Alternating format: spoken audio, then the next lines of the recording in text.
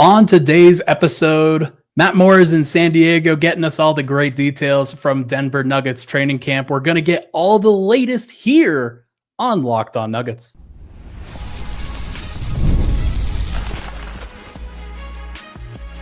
You are Locked On Nuggets, your daily Denver Nuggets podcast. Part of the Locked On Podcast Network, your team every day. Welcome into Locked On Nuggets, your daily Denver Nuggets podcast, part of the Locked On Network, your team every day. Thank you so much for tuning in today's episode, folks, where we are going to be breaking down training camp, a whole bunch of awesome, positive things that have come out over the course of these past couple of days. And ever since Media Day, Matt Moore's boots on the ground in San Diego. Very excited to hear about all of the happenings. He's got some fun, juicy tidbits that I think Nuggets fans are going to get very excited for. Today's podcast is brought to you by FanDuel. Right now, new customers can bet just $5, and if your bet wins, you'll get $300 in bonus bets to use across the app. Head to FanDuel.com to get started. My name is Ryan Blackburn, host here at Locked On Nuggets, also over at Mile High Sports and the Pickaxe and Roll podcast. He is Matt Moore of the Action Network, the Denver Dig Substack, the Hardwood Paroxysm Substack, all the great jazz. Thank you so much for tuning into the show, folks. Hit that like button, hit that subscribe button. Would really, really appreciate it. Matt, your travel day was yesterday. You got in and we decided, hey, let's make sure to get a couple days here, get some good information, and you have some fun things to share. Yeah. So got in yesterday, caught the last 3 minutes of Adelman. I literally got off the plane, literally went straight to the arena, caught the last 3 minutes of Adelman, talked to folks there before we headed out after they were done with practice, caught the full practice today, caught up with a number of people, talked to Ryan Bowen, new coach of the Nuggets G League Gold. You can check out that exclusive interview over at the Denver Dig. I am springing for this trip independently. So if you want to support the show and you want to support having coverage on the ground, go to the Denver Dig and become a subscriber for me, because that helps me out with that. Excited to be on the ground here. Excited to cover the cover training camp. I've never been out here to San Diego, so it's been cool to see. I've never been to San Diego in general. I think the biggest thing to kind of talk about from a Nuggets camp perspective, the energy is what you want it to be. So this is kind of a pass-fail situation, because I think all training camps are largely pretty positive. Everybody's largely healthy. Everybody is largely in good shape. Everybody's largely excited. And there's all this opportunity and all right, fresh start, right? So you want that. But if it's not that way, that's a huge red flag. And that's not how this is. It's been very good here. The vibe is very good. The veterans, I think the new voices I think having new guys has actually been really great, because there's a whole process here of new energy with guys like Tim Hardaway Jr. and Jonas Valanciunas, and having Bruce back, that I think has really kind of sparked some stuff. And you can tell that Cam Johnson is getting kind of learning where he's going to fit in. And I think taking his time with adjusting. Adelman said today that the starters were very good. They were locked in. The energy was great, and they were locked in on both ends of the floor. He actually singled out Jamal Murray specifically for being tremendous on both ends of the court today in practice. And that follows a theme, which is Jamal has been more engaged. Jamal was the one organizing workouts over the summer. Jamal was great with the media today. I spoke with Julian while he went, but he was great and in a good mood. And it just seems like there is a different lift to Jamal Murray from the perspective of, I don't think that this is a season that Jamal feels is about him, or even just carrying through and doing the same thing. It feels very much like this is he's taking a different and a larger role on the team. And I think that's really good, because it's a really great way to kind of engage, I think, Jamal and get the best out of him. So a lot of positive energy coming out about Jamal. Tim Hardaway Jr., I asked him today, actually. I wanted to know, because one of the things that today was yesterday is just basically they get in, they do some conditioning, they run up and down. Sure. It's settling into camp. And today is when they start really kind of installing stuff, and they start working on the stuff. They're adding new terminology. Now, what that means is the play calls. If you're going to ice, what do you call icing? What do you call drop? What do you call the different coverages that they use, as well as the play calls, are going to change for the first time in quite a while, because Malone was just running the same thing back. And they are installing new terminology. Now, it's all stuff that the other teams know. Okay. Everybody knows everything. And once you figure out like, oh, this means X, this means Y, those will get put in scouting reports, and teams know this more and more. Sure. But there is some value in it. And one of the things that I hadn't really thought about is part of the value of changing it is not only to freshen it up, but it also provides an opportunity for everyone to learn at the same time. And I asked Tim Hardaway Jr. about that today, and here's what he said. I mean, the benefit is not everybody obviously knows the terminology. Only you guys, only the team, the group knows. But yeah, at the end of the day, it's a copycat league. It's just a matter of time until someone else does it. So just got to keep pushing. Know all the calls. I mean, these guys have their terminology, different coaches. So it shouldn't be tough. It shouldn't be hard. So that's Tim Hardaway Jr. kind of talking about the calls and stuff. And a lot of this is that Jared Dudley and JJ Barea are taking larger parts of the system here. And we didn't talk about this enough on the Media Day show, that I think it's important to talk about, because we need to kind of set this tone. JJ Barea is going to run offense. Jared Dudley's running defense.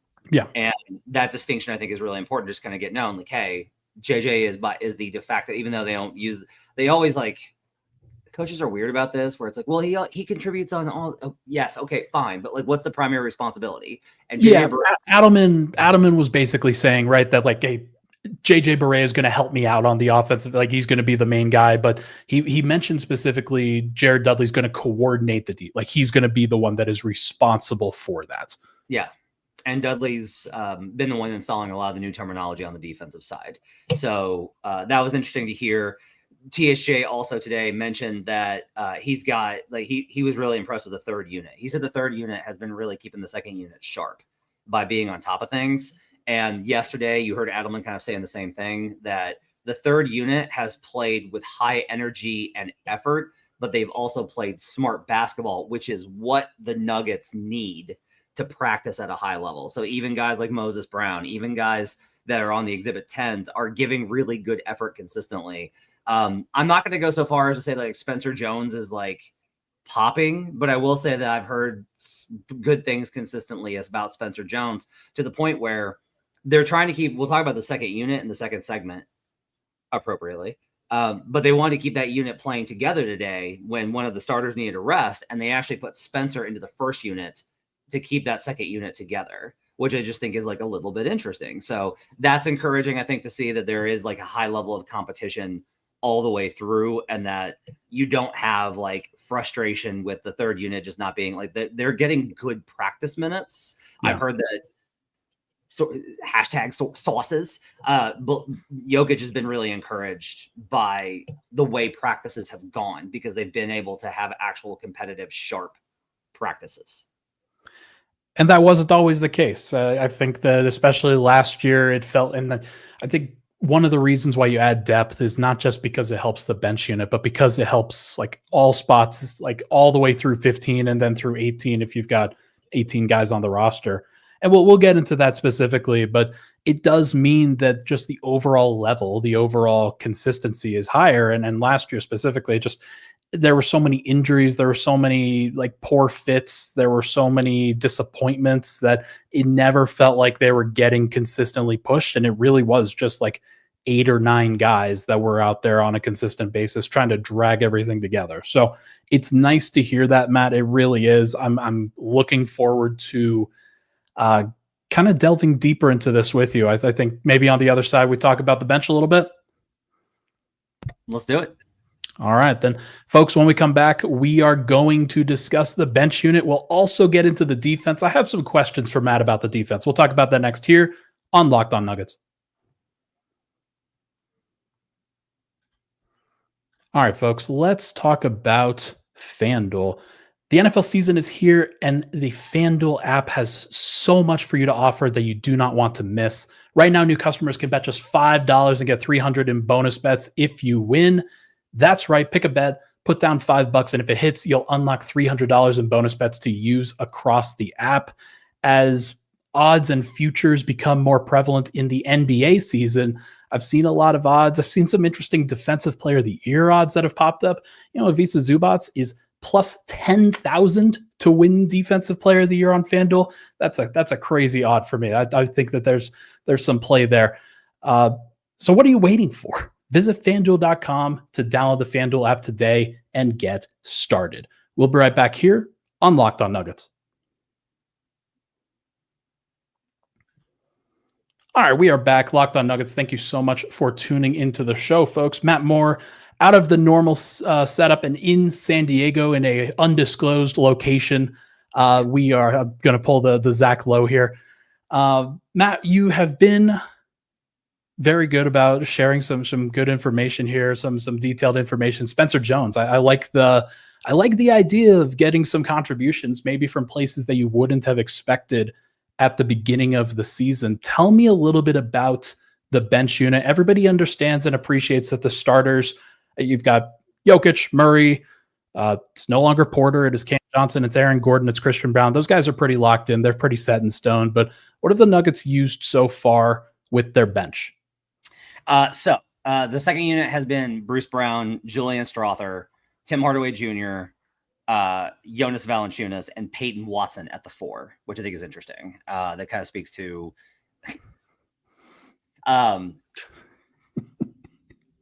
so I see you shrugging. I see you making the audio. Who could have foreseen this? But I mean, I'll ask you, do you think that Peyton Watson's going to be able to rebound enough? I don't think he's going to have to as much if Jonas is out there. It's a little bit different if Jonas is there just gobbling up rebounds and everybody is on a consistent, same page, doing what you're supposed to do. A lot of the time, if Peyton is helping at the rim, Jonas is then crashing the glass and he's going to be a beast down there. Yeah, I get it. I worry that they're not going to have enough team rebounding. I just worry about that a little bit. But I talked to Julian today and kind of asked him hey, are you, kind of handling the ball a little bit more? Because Bruce definitely can handle and thinks of himself as a point guard, but is that a little bit more of what you're doing? And Julian was pretty honest. He was like, no, Bruce is going to be the main backup point guard.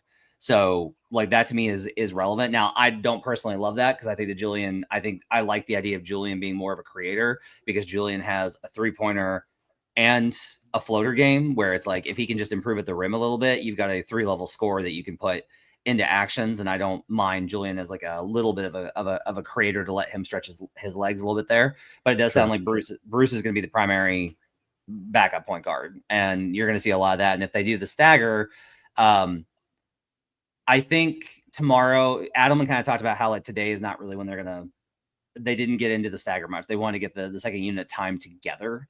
So I think that you're going to start seeing different lineups tomorrow. And we'll talk about that on tomorrow night's show as far as what that may have looked like, because I think Adelman kind of wanted to get 2 days of those guys getting a lot of minutes together, starters and second unit, and then start working with the different combinations. That's kind of how they're building it out. I like it. I think that makes a lot of sense. You want to develop the foundation for those lineups, know that this is the default setting, and then you work your way outwards from there and thinking, okay, this is where you start learning who plays well together and then blending the starters and the bench guys together as the season progresses. I like that. I'm not surprised again that it's Bruce, it's Julian, it's Tim, it is Peyton Watson, and is Jonas Valanciunas. Just looking at it from a pecking order standpoint, that always made the most sense to me. It may not be the best positionally, but it's certainly Denver's most talented 5 off of the bench, and a lot of those guys have expectations, and I think that there are certainly reasons to expect those guys to play a fair amount. Yeah, I think somebody in there it was Tiffany wants to know, how does DaRon look? I'll tell you, DaRon, Adelman singled out that today DaRon Holmes looked much better than yesterday. That he looked yesterday was kind of his first. Keep in mind, that was his first full practice day against NBA bigs, right? Whew. That was his first time.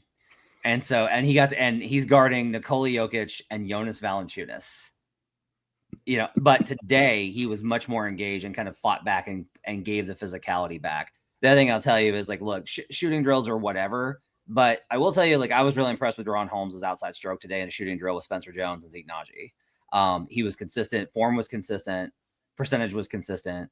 So like DaRon's ability, I think, to space the floor is really helpful, because if you can play him at 4, I just think that helps a ton. Like I like the idea of DaRon Holmes at 4 next to Jonas Valanciunas, because I'm like, man, you got the ability to space the floor, a big man that can pass and set screens, and Holmes' physicality on top of a little bit of spacing. That to me is like really promising. So does that remind you a little bit of Jaren Jackson and Jonas Valanciunas? No, but I just think it's a pretty good combo of like physicality. I think is what I really want there. That's my thing with Peyton, is put him at the 3, and then like Peyton, DaRon, Jonas. I'm like, okay, you have defense, you have athleticism, and you have just physicality everywhere. And I really like the kind of look of that. And then, then it gets into an interesting question of which starter are you going to keep with those guys then. But I do think that DaRon has had a much better day today. I do think that DaRon's definitely going to be outside the rotation starting the season. I don't think anybody should be surprised at that, and it'll take injuries. But when he gets his opportunities, I do think that he's going to have I think he's looking, I'll say, to me, he looks a little bit better than Summer League. So I think there's a good chance for him to be able to make an impact this season at some point. Glad to hear it. Glad to see it. I think that makes a lot of sense. And you want to see progression from a guy like that. And especially if you missed out on the first year, it would be tough if Denver did not see him for a full 2 seasons, basically, between the rookie season and then sophomore, like second season, not playing at all. So you want to try to get him out there at least a little bit just to check in. Would you say that he's the most likely guy kind of outside of the rotation that can crack it? Or is there somebody else like a Spencer Jones that you think might kind of get in there?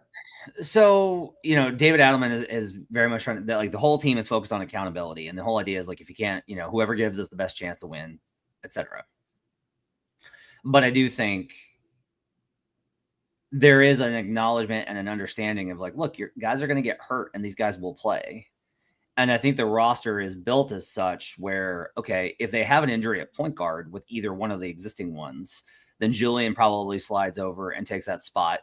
And then Jalen Pickett gets into the rotation from a guard perspective. But then if you start moving everybody up in position-wise, then these spots open up. It's like, all right, we're going to move Peyton to the 3, and now DaRon's able to get minutes at the 4. Or if there's an injury at 5, it's like, hey, we're going to have to play DaRon because we don't have another backup center. If Jokic is out, backup center is going to be DaRon. That's just going to be the reality. So when like Noam here is like, Holmes will not be in the rotation this year except garbage time. Like, that's not true, because we know guys are going to get hurt and we know guys are going to miss time.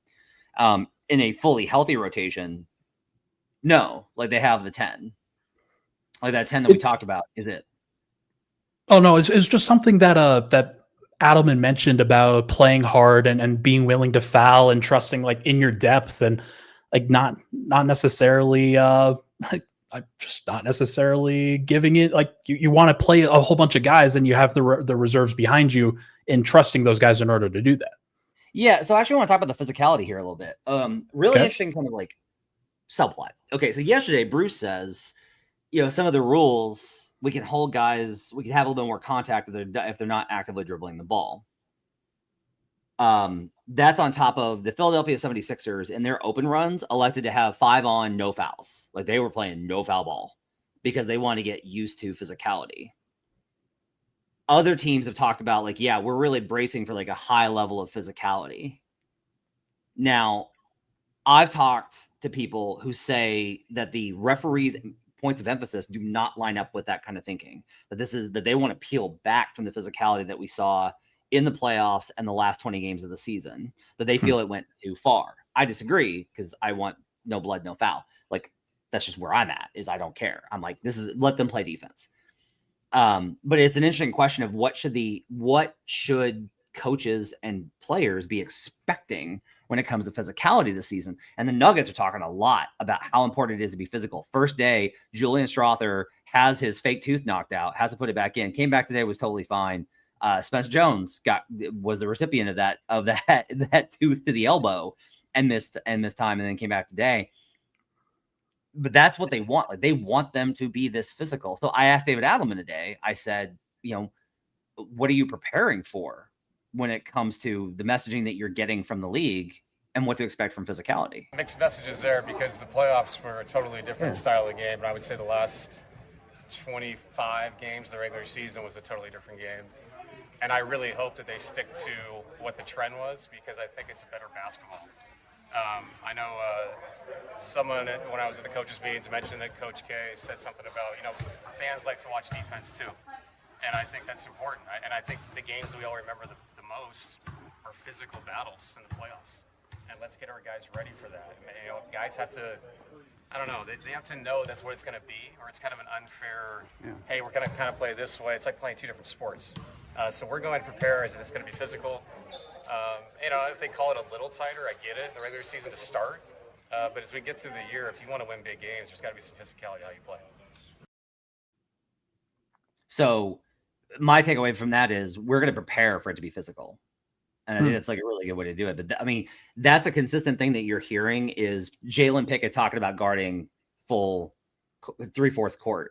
There's a lot more conversation about that, about trying to get up into guys further from the guards to slow down the opponent. I think there is very much an idea of they do not want it's funny because the Clippers shirt, but the Nuggets transition defense was like we talked about constantly being their Achilles heel last year. And there is a premium being put on attention, being aware, and getting into guys early to set that tone and slow down the defense. That to me has like been a resounding message coming out of camp. It was such a big deal for both Indiana and OKC throughout their playoff runs that they were getting, like Andrew Nembhard, Lou Dort, those guys were getting into guys so early, and it does help. It slows down the offense, and it takes away one of the biggest weapons in the NBA, which is transition offense. So it's interesting to hear that. I want to pull on that thread a little bit more on the other side, Matt. I think we have to talk about the defense. I'm very excited to kind of get your impressions of what exactly they're cooking up on the defensive end this year. Let's talk about it next here on Locked On Nuggets. All right, folks. Peloton is shaping the future of fitness with the brand new Peloton Cross Training Tread Plus, powered by Peloton IQ. It's their most advanced equipment yet, designing and to give you real-time guidance and endless ways to move, whether you're running, lifting, or cross-training with your favorite instructors. This is training reimagined. Peloton is built for breakthroughs with tools that help you stay motivated, plan, and reach peak performance. I love personally how the Peloton IQ system, it offers real-time strength coaching. It actually really tracks your reps, suggests the right weights, corrects your form, making every rep safer and smarter. So let yourself run, lift, and flex and push forward. Explore the new Peloton Cross Training Tread Plus today at onepeloton.com. We'll be right back here on Locked On Nuggets. All right, back at it. Locked On Nuggets, thank you so much for tuning into the show. Hit that like button, folks. Hit that subscribe button. Make sure to give us a 5-star review on the audio side if you're listening there as well. Really appreciate Matt for picking up some videos and giving us some good context for what's going on at camp. Love to hear from David Adelman. Love to hear about physicality. I think that's Matt, that's one kind of identity point that the last year's Nuggets team really lacked. It was a poor amount of physicality sort of across the board defensively. And I think that may be one of the major things that they're changing. Is that kind of the sense that you're getting here in terms of their style of play? Yeah, there's a lot more dog in this team. And that's like a cliche thing, but to me, it's very evident. It starts with AG talking about, I'm not worried about the offense. I'm going to turn up on defense. I think you're going to see a more physical Christian Braun this year. I want to note, by the way, and this was like, it's when they're at the podium, you're kind of like, oh, it kind of looks this way. Watching him in post-practice shoot around, Christian, and I talked to some people around the Nuggets, Christian Braun's jacked, but he is jacked. Yeah. Christian has always looked like an impressive athlete. I mean, he is cut. So I think you're going to see a higher level of athleticism from him, or physicality from him, just based off of the strength I think that he's added. He looks in great shape. Bruce, I think, is going to bring a lot of that mentality of really trying to be a pest. I think you're going to see Julian kind of embrace that role as well. Julian said, like, that's the big, he said today, he was like, defense is the thing I have to work on. He's like, it is the thing that I think is most important, because the offensive opportunities will come if I can get better on that end. So like he understands that, which honestly, it sounds like, well, yeah, but it's like, no, man, I'm telling you, a lot of guards in Julian's spot would be like, no, man, I get buckets. That's what I do because that's the easiest way to get paid. And they just want the easiest route. And Julian knows what he's got to do in order to get the opportunities to score the buckets. I think that he can. We haven't talked to Peyton yet, but I think you're probably going to get the same. And really, Spencer Jones, not that it's like, look, I'm not going to set this bar of like Spencer Jones is going to be an impact player. Like, Spencer Jones is probably not going to play. Probably going to spend more time in the G League with Ryan Bowen. But I will just say, like, Spencer's an impressive physical player, and he has really brought it on that end, that sense as well. The other thing I think you're seeing too is, look, Jonas Valanciunas is not going to have like foot speed wide. Jonas is still like, it's a real limitation, but you can make up for that with the kind of physicality that you bring to the game. And Jonas is always going to bring that. This roster is big and athletic and smart. Like that's the way that this roster is built now. And so now shooting is always going to be like part of the concern there. But they've added some of those guys too, and it does feel like they have really well-rounded the game as much as they can. I think ball handling is probably the one major concern that I have at this point. But outside of that, well, I will tell you actually that to that point, the team feels a lot better about that. Because one of the things that they talked about was they identified that if you are able to pressure Jamal and make his life a living hell, then the entire offense bogs down. And they said that the internal guys, Peyton Watson, Christian Brown in particular, Brian, to your ever-loving, no, I'm going to feed you this. It does sound like Christian's handles a lot better in camp. It's gotten a big upgrade. That like there's a lot more confidence in their ability to be able to break press with their other ball handlers. And so this is the idea, right? Is disrupt the other team's handle, manage your own. And then the offense is not, they're not ignoring it, but I will tell you, it is a real testament that basically Nikola makes it so easy that there is just kind of like, we don't have to worry about it because Joker just makes everything go. Like Joker and Jamal just make it so easy for everybody. And the other thing is like, hey, what's Cam Johnson gonna do? Just like run into people on the court out there? No, he's gonna find the open spots. He's gonna cut. Like to your point, all of these guys are so smart and high IQ that they'll make it work.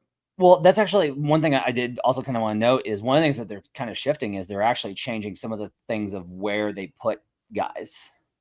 So he talked about how they're taking. This is always the balance of, look, you have this successful thing. They've been a top 5 offense. They've won a title. This is one of the best offenses in the league over the last really 10 years, like 7 years. You don't want to screw with that. Like players don't want it. They don't want to reinvent the wheel. You can really damage things if you try and like spruce things up, if you try and change things too much. But what they've done is things like, hey, let's take this base system that we didn't mess with at all. Let's make some minor tweaks to it. Let's change where this guy is located. And I think a lot of that's going to be stuff like, hey, let's make sure that we've got a strong side shooter every time with Jokic, as opposed to just the weak side shooting. Like that's me guessing, but there are small changes that they're working on I used on the dig this word remodel, and I think it's the best word for it. They are not redoing the offense. They are not renovating the offense. They are remodeling the offense and the defensive side. I love it. I think it makes a lot of sense. You don't want to, like, because Denver's already won a championship. They already have the foundations of that. A lot of these players have contributed to that, and a lot of these players are already stamped. So you just want to, you don't want to like rewrite the entire book, but there are some things that you can obviously change and tweak and shift that will make more sense going forward. One more thing I have for you that I really want to get. I have a theory that they're going to play more drop. I think that's based off of something that Bruce Brown said at practice, I believe it was yesterday, that they're funneling things towards Nikola was the actual wording that he used when he was talking about how they're going to do defense.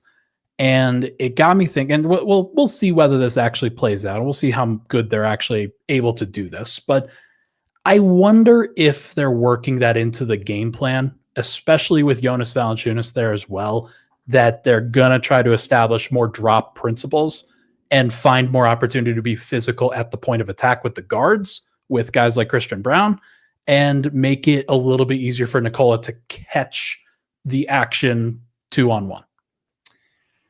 So yes and no. Ice is like technically a drop coverage. Yeah. And for those that don't know, ice is like you're trying to push them away from the middle, right? And you're a lot of this is that the uninformed people like me, right? And I try and be very honest about this. Like I'm not like, I don't know this stuff. That's why I'm so interested in it, is I want to learn more. It's why I'm always asking these questions that certain players hate, who are named things that rhyme with Jamal Murray. I always want to understand things more. But I do think that to them, I don't think that they think of this the same way that you and I do, where it's like at the level versus drop. Sure. Interesting. I think it's much more about like, how are we approaching the angle that we're taking on screens? Because that's really where you hear like the most conversation from high level coaches about, is the at point of attack, at screen contact. What's the angle that you're choosing for your ball handler defenders to take? And what's the angle that you want your big to take in shifting? Where do you want to send them? And I think that's one of the differences is the Bucks have traditionally played this deep drop where it's like everybody stays home and then you drop the big and you give up this mid-range area. And they don't, I think, want to do that. I think they want to play a high ice sometimes, but I also think it's like they want the flexibility to be able. I think one of the things that they're trying to do is Jokic has the ability to call out whatever coverage he wants game by game. And I think what they want to do is they want to have a set of principles that they can have, that they understand around whatever Jokic decides. And so it's a lot more about tweaking those surrounding principles around whatever it is that Jokic needs defensively at the center spot, rather than it is maybe a connected 5-5 strategy. Tomorrow, I'm hoping to ask some questions about how much they're going to allow switches. So we'll see what they have to say tomorrow on that.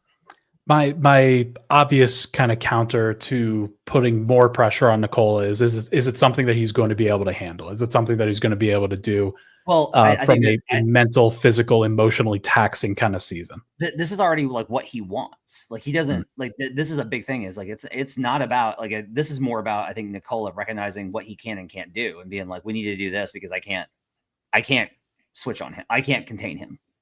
Right. So that to me is it's more, this structure I think is going to be way more helpful for Nikola, which is really how it should be, as opposed to trying to cover for Yoke and Jamal and MPJ. And especially, I will again say, like, it sounds like Jamal is like putting in the work there, which is very promising.